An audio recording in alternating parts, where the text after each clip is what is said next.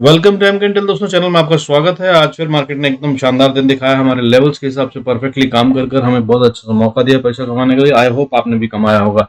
Bank Nifty में मैंने क्या कहा था? बैंक निफ्टी में मैंने कहा था कि 33,650 एक रेजिस्टेंस है, और देखिए 4 पॉइंट ऊपर ही पे मार्केट बंद हो गई है 654 पर। जरूर चेक करें 19 मिनट 25 सेकंड से लेकर 19 मिनट 38 सेकंड तक कल के वीडियो में। और निफ्टी के अंदर मैंने कहा था कि 720 से 750 रेजिस्टेंस है, 15 मिनट 50 सेकंड से लेकर 16 मिनट 8 सेकंड तक कल का वीडियो देखिए मैंने क्या कहा था। और वहीं से देखिए निफ्टी घूम गया है और 700 पे लगभग बंद हो गया, 15,698। आइए देख लेते हैं आज के वीडियो को। आज के वीडियो में कवर करते हुए क्या करेंगे हम? एफआईआईज की डेटा को देखेंगे, क्या खरीदा क्या बेचा, global local news, top news, आज के टॉप बढ़ने घटने वाले शेयर, फिर क्यों गिरी मार्केट उस पर एनालिसिस कर लेंगे, क्यों बड़ी मार्केट और क्या हो सकता है कल के लिए।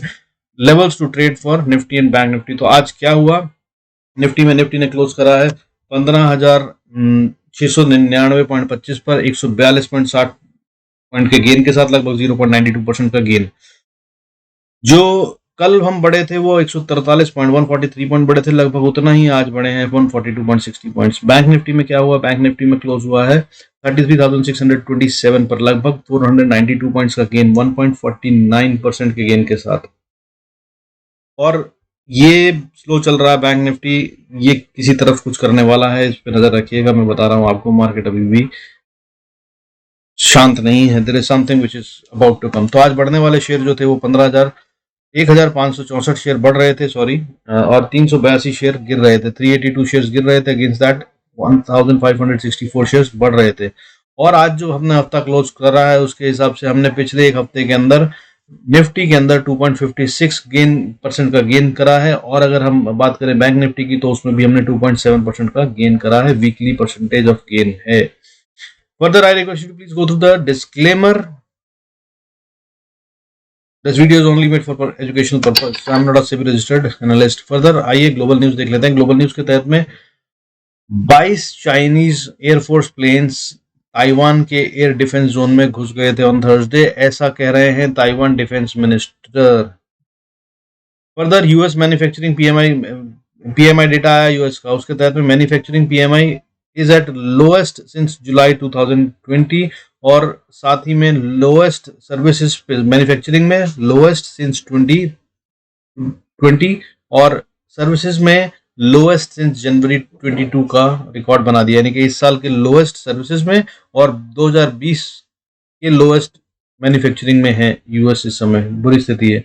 पावेल साहब ने फर्दर कहा है कि and point of balance sheet would be रफली 2.5 to 3 trillion dollar smaller than it is now. मतलब जो अभी की बैलेंस शीट है उनकी, उससे करीब 2.5 से 3 ट्रिलियन डॉलर का नुकसान होगा by the time they will close the balance sheet, यानी कि एट द ईयर एंड।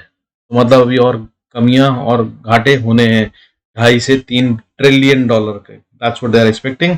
तो अभी और बहुत सारे फेड इंक्रीज करेगा रेट, देखते हैं आगे क्या होता है। चैलेंज नाउ इज, पावल साहब ने साथ में ये भी कहा है कि challenge now is we are tightening. उनका कहना यह है कि अब हम सख्ती कर रहे हैं, which should drive the growth down, जिसकी वजह से बढ़ोतरी या तरक्की जो है वो नीचे गिरेगी, धीमी हो जाएगी। और इसी को तो रिसेशन कहते हैं, मतलब we are heading towards the recession. That's what again is coming out from the US Fed. तो Ukraine has ordered the withdrawal of its troops. Ukraine ने अपने फौजों को पीछे बुला लिया है। कहां से? सेवरोडोनेट्स्क, जो डोनबास में है, ईस्टर्न यूक्रेन में। ऐसा कह रहा है कौन? जो गवर्नर साहब हैं, गवर्नर सेरही हेदेन, लुहान्स के गवर्नर हैं ये, इन्होंने ऐसा बताया है। फर्दर भाई देखिए एक और साइन के रिसेशन आ रहा है। Netflix has laid off roughly 300 workers on Thursday, Variety says। तो इसका मतलब क्या है कि एम्प्लॉयज को छोड़ना शुरू कर दिया है, निकालना शुरू कर दिया है। कल मैंने आपको एलन मस्क साहब की बताया था कि वो 3.5%, कल नहीं परसों बताया था, 3.5% के करीब अपने एम्प्लॉयज को नीचे करेंगे, जिससे करीब 10% का खर्चा, नहीं 3.5% खर्चा कम करेंगे सैलरीड पीपल का, जिसका मतलब लगभग 8 से 10% आदमियों को ले ऑफ करेंगे। और ये दुनिया के सबसे अमीर आदमी हैं। अब आपके सामने नेटफ्लिक्स की भी खबर आ गई है। कल मैंने और बताया था कि साथ में रेटिंग एजेंसी भी जो है उसने भी कहा था। जरूर देखिएगा वीडियो, उसके अंदर मैंने डिटेल्स दी है। फर्दर आई देख लेते हैं एफआईआईज ने क्या करा। आज एफआईआईज ने फिर से सेलिंग करी है, लगातार कर रहे हैं, कोई दिन होता ही नहीं जब नहीं करें। तो लेकिन आज की सेलिंग जो थी वो 2353.77 करोड़ की थी, 2353.77 करोड़ की। कल के मुकाबले लगभग सेम ही कहना चाहिए, 2319 थी, आज 2353 है।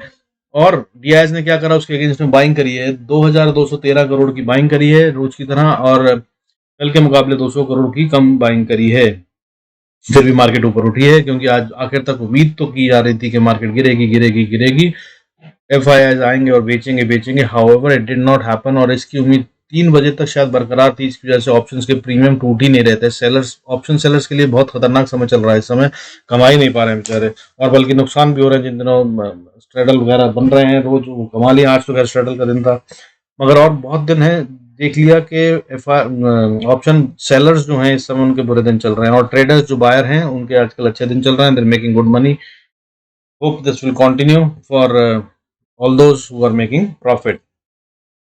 और 3 बजे के आसपास आज मार्केट में फिर फाइनली होप छूटी और ऑप्शंस के प्रीमियम टूटे। अदरवाइज उससे पहले पूरा दिन ऑप्शंस के प्रीमियम नहीं टूटे, इस उम्मीद में कि अब कभी तो मार्केट में फॉल आएगा, फिर दोबारा डीआईएस कोशिश करेंगे उठाने की, बट ऐसा कुछ हुआ नहीं। और इसके साथ आइए आगे चलते हैं, मंथली डेटा देख लेते हैं। तो अब एफआईआई की सेलिंग जो हो गई है ना, वो 53,591 हो गई है, यानी कि कुछ 100 करोड़ दूर from being it a second highest selling month of Indian stock market ever. कभी भी इससे पहले इतनी बड़ी सेलिंग नहीं हुई थी। ये दूसरा हाईएस्ट महीना जो है पिछला था मई का, जिसमें 54,292 करोड़ की सेलिंग करी थी, और जून के महीने में अभी तक कर चुके हैं 53,591, 53,900 सॉरी 53,591 करोड़ की। यानी कि कुछ 200-250 करोड़ और बेचेंगे और उससे आपका काम हो जाएगा, बीइंग सेकेंड हाईएस्ट मंथ। और इससे ज्यादा कब बेचा था, जब कोरोना आया था मार्च 20 में, तब बेचा था 65,816 करोड़। लेट्स होप कि ये अब फर्स्ट मंथ ना बन जाए कहीं जून। कल तक मैं कह रहा था कि सेकंड मंथ, अब फर्स्ट ना बन जाए। फर्दर एफआईआई का एनुअल जो डेटा हो गया है, सेल ऑफ हो गया है, वो 2,78,000 2,78,885 करोड़ हो गया है। और इसी के साथ डीआईएस की जो बाइंग हो गई है वो 2,67,121.7 करोड़ हो गई है। और मार्केट अभी भी टाइट है, और आपस में इन दोनों की अब डायरेक्ट लड़ाई शुरू हो रही है। मैं आपको फिर बता रहा हूँ, मार्केट अभी भी बियरिश ही है लॉन्गर टर्म में। इस बढ़त को गलती से भी पोर्टफोलियो बनाने का मौका, या आप फोमो में आकर के छूट गया मेरे हाथ से, ज्यादा भगदौड़ में खरीदारी मत कर लीजिएगा, बी कॉशियस। तो आज के जो टॉप गेनर्स थे, बढ़ने वाले सेक्टर्स कौन से थे? सेक्टर्स में आज मीडिया बढ़ रहा था, ऑटो सेक्टर बढ़ रहे थे। ऑटो ने तो आज कमाल करा, बैंकर वाला, Maruti continues, Mahindra and Mahindra continues, और हीरो मोटोकॉर्प भयंकर रूप से बढ़ा, 2 दिन से लगातार बढ़ रहा है। 2 दिन के अंदर अभी तक ये लगभग 8-9% बढ़ चुके हैं। तो मारुति आज कितना बढ़ा, 1.11%, कल बढ़ा था 6.27%, यानी कि लगभग 8% की बढ़त हो गई। हीरो मोटोकॉर्प जो है वो कल 5.93%, लगभग 6% बढ़ा था, आज 3.21%, तो इसने भी 9% की गेन 2 दिन में दिखा दिया। आइशर मोटर्स ने 4.87 का गेन करा है। महिंद्रा एंड महिंद्रा कल बढ़ा था 4.46%, आज फिर बढ़ा है 4.32%, यानी कि लगभग 9% इसने भी बढ़ा दिया है। बजाज फाइनेंस 2.56 बढ़ा है आज। रिलायंस भी बढ़ने वाले शेयरों में था, जो 1.42 था, और ये एक मुख्य कारण था जिसकी वजह से मार्केट आज ग्रीन में बंद हो रही है। हालांकि मैंने आपको बताया था कि ये ओवरऑल में वीक है। Keep an I on this.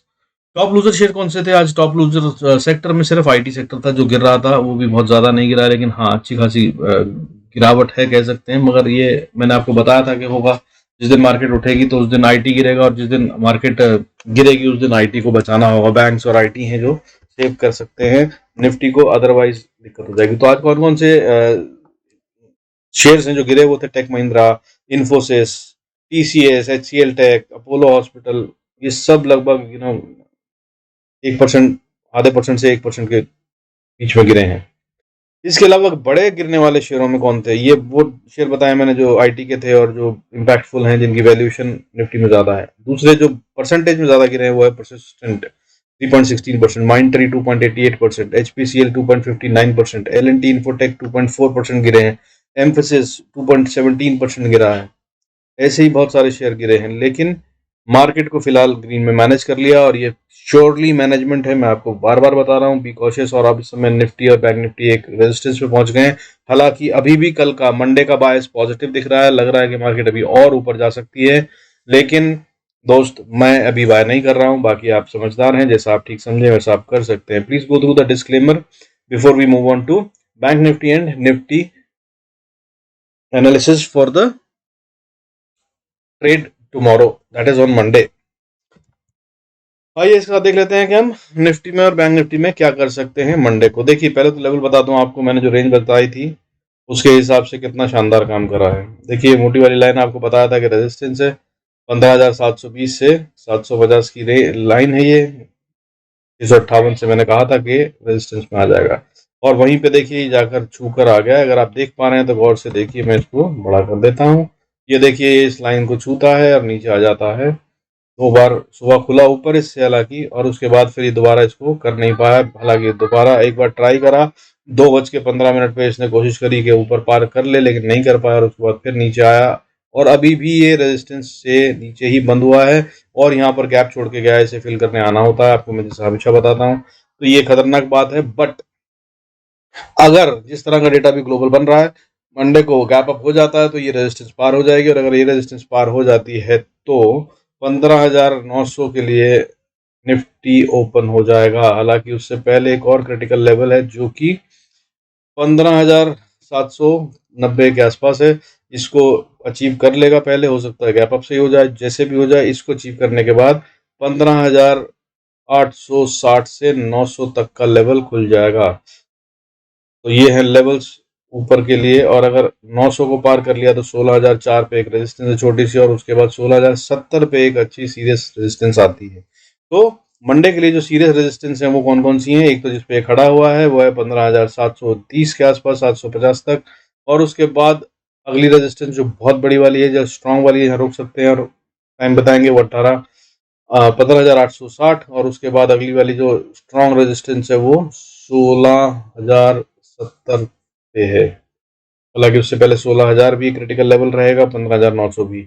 और अगर नीचे की तरफ आना शुरू करते हैं तो यहाँ पे इसको पहली सपोर्ट जो है वो मिल जाएगी 15,600 के आसपास। 15,600 को अगर रीच करता है तो फिर से एक अच्छी सपोर्ट उसको मिल जाएगी 15,550 के आसपास। अगर 15,550-60 को रीच कर देता है तो फिर ये 15,470 तक जा सकता है, और 70 से लेकर 30-40 तक का एरिया यहाँ पर ये टाइम बिता सकता है। उसके बाद अगर नीचे आया तो फिर एक क्रिटिकल लेवल जो अब बन जाता है वो है 15,360। इसको इसे नहीं तोड़ना चाहिए। अगर ये जो आज की रैली है ये सही है तो फिर ये ऊपर जाना चाहिए। और अगर इसके नीचे की बात करूं तो फिर से एक और इम्पोर्टेंट सपोर्ट उससे अगली वाली जो आ जाती है वो 15,270, 60-50 कह लीजिए, 270 से 250। इसको नहीं तोड़ना चाहिए, नहीं तोड़ना चाहिए, नहीं तोड़ना चाहिए। अगर इस निफ्टी ने ये तोड़ दिया तो फिर हम एक नया लो बनाएंगे, डेफिनेटली बहुत नीचे तक जाएंगे। उसकी बात हम तब करेंगे जब ये टूट जाएगा, अन्यथा लेट्स होप फॉर बेस्ट। आइए बैंक निफ्टी देख लेते हैं। बैंक निफ्टी में मैंने कहा था कि हम क्लस्टर पे खड़े हैं, इसको पार करना मुश्किल होगा, तो अभी वहीं खड़े हैं। 700 पे से ऊपर जाने के लिए स्टोरी में सुना चुका हूं तो नंबर नोट कर लीजिए। 33,750 पे एक स्ट्रॉन्ग रेजिस्टेंस है, इसे पार करना मुश्किल होगा। हालांकि आज अगर ये कंसोलिडेशन थी तो हो सकता है कि कल गैप अप हो जाए, और अगर गैप अप हो जाता है तो अगला लेवल जो होगा वो 33,990 से 34,000 का होगा। इसको अगर पार कर लिया तो अगला लेवल जो होगा वो 34,600, माफी चाहूंगा, 34,200 आएगा। 34,200 को पार कर कर अगला लेवल अगर 200 पार कर लेता तो फिर ये डेफिनेटली बढ़ रहा है ऊपर की तरफ, और ये जा रहा है फिर 34,500 के पास तक। वहां पर इसको गैप फिल करना है, और गैप फिल करने के बाद ये ऊपर 34,650 और 34,790 तक भी जा सकता है, और वहां पर ये रेजिस्टेंस फेस करेगा। अगर रेजिस्टेंस की बात करूं तो 34,800 820 पर इसको स्टिफ रेजिस्टेंस मिलने वाली है। नोट कीजिएगा, इसको ये एक बारी में पार नहीं कर पाएगा, मुझे नहीं लगता एटलीस्ट कि कल हो पाएगा। अगर इसको करना है तो वैसे भी 1200 पॉइंट्स हो जाएंगे, प्लस उसके ऊपर और पैसा लगाना मुश्किल होगा। लेकिन मार्केट है, कॉन्फिडेंस से कुछ नहीं कहना चाहिए, आंख बंद करके नहीं। अगर हो जाए तो क्या करना है, तो फौरन बुल्स की पोजीशन बना लीजिएगा, बुल साइड की। आधा घंटा भी अगर निफ्टी ऊपर, बैंक निफ्टी ऊपर रहता है 34,900 के, तो सीधा गेम जा रहा है फिर 35,000 और 35,300 की तरफ। खेलने की कोशिश कीजिएगा, कैश कीजिएगा। और अगर नीचे जाते हैं, हालांकि मुझे चांसेस ये लग रहे हैं कि ऊपर बहुत स्ट्रांग रेजिस्टेंस है, तो वो 1 2 3 रेजिस्टेंस बहुत स्ट्रांग है, तो पार नहीं कर पाएगा। तो अगर नीचे की तरफ आएगा, जिसके चांसेस कम दिख रहे हैं ग्लोबल को देखते हुए, ये ऊपर ही जाने के मूड में है मार्केट अभी फिलहाल। पर मैं फिर बता रहा हूँ, लॉन्गर व्यू है स्टिल बियरिश। तो लेवल्स देख लेते हैं। नीचे की तरफ अगर आता है तो सबसे पहली सपोर्ट जो मिलेगी बैंक निफ्टी को वो मिलेगी 33,581 पर 581, यानी कि 581 को अगर तोड़ देता है तो फिर 500 पे एक और दोबारा से सपोर्ट है, और अगर इसको तोड़ देता है तो फिर एक अच्छी सपोर्ट जो बनती है वो 33,200 पे बनती है। 33,200 पे ये टाइम बिता सकता है और अच्छी सपोर्ट ले सकता है, अनलेस ये गैप डाउन से ना तोड़ दी गई हो। और अगर बात करें इससे अगला लेवल तो वो होगा 33,048.50। इस पे आकर इसको टाइम बिताना है, यानी कि 33,000 से 33,050 मान लीजिए, यहाँ पे ये टाइम बिताएगा। इसको तोड़ने में समय लगाएगा, इतना आसान नहीं होगा, बहुत मुश्किल से अगर टूटा तो टूटेगा, नहीं तो ये यहाँ पे रुक जाएगा और वापस बाउंस लेगा। लेकिन अगर इसको तोड़ दिया तो फिर 32,900 पे जा रहे हैं हम। 32,900 को अगर तोड़ दिया तो फिर अगला लेवल जो है वो 32,700 से लेकर 500 के बीच तक का एरिया होगा, जिसमें ये टाइम बिताएगा और इसको तोड़ना नहीं चाहिए। अगर इसने गलती से भी 32,800 32,300 को तोड़ा तो फिर बैंक निफ्टी ने जो इतने दिन से संभाल रखा है और वो कसर सारी बची हुई है वो सब पूरी कर देगा ये। आई होप कि यहीं पे रुक कर बाउंस कर ले अगर नीचे आता है तो। हालांकि मैं फिर बता रहा हूँ शॉर्टकट में समराइजिंग इट, मंडे का पॉजिटिव बायस लग रहा है और ऊपर बढ़ती दिख रही है मार्केट, लेकिन ओवरऑल ट्रेंड जो है वो बियरिश है, इसमें कोई शक नहीं है। मार्केट अगर थोड़ा और भी बढ़ जाती है तो उसके बाद नीचे गिरेगी। With this I conclude this video, and thank you so much for staying connected. God bless us all. See you in next video. Thank you so much for all your support.